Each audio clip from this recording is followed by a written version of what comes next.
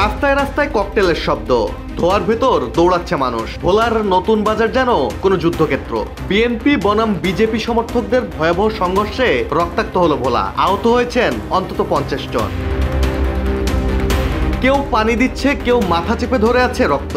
সাংবাদিক, পুলিশ, সাধারণ মানুষ, কারো রক্ষা হয়নি এই সংঘর্ষ থেকে। ঠিক দুপুর 12:30 যখন বিএনপির মিছিল ঘুরে নতুন বাজারে ঢোকে, তখনই সামনে পড়ে বিজেপি কার্যালয় থেকে ফিরতে থাকা আরেকটি মিছিল। চোখাচোখি স্লোগান, 1 সেকেন্ডও সময় নেয়নি সংঘর্ষে জড়াতে। চারিদিকে শুধু ইট, ককটেল আর ধোঁয়া। বিএনপি বলছে আমাদের শান্তিপূর্ণ মিছিলে হামলা করেছে বিজেপি, উস্কে দিতে বহিরাগতও আনা হয়েছিল।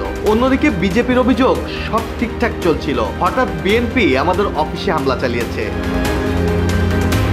দীর্ঘ সময় ধরে চলা সংঘর্ষে ভাঙচুর হয়েছে মোটরসাইকেল, চেয়ার টেবিল। রাস্তায় পড়ে আছে রক্ত আর ভাঙা কাচের টুকরো। খবর পেয়ে পুলিশ ঘটনাস্থলে পৌঁছে টিয়ার শেল নিক্ষেপ ও লাঠিচার্জ করে পরিস্থিতি নিয়ন্ত্রণে আনে।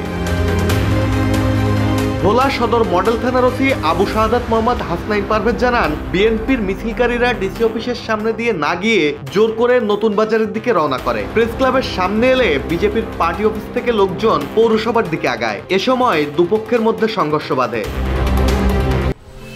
10 বছরের যাত্রা তো কেবলই শুরু। একসাথে গ্রো করার এই জার্নি চলুক আগামীতেও। পাঠাও 10 years of growing with you। Mahmudul Hasan Shaon, Joy Joy they.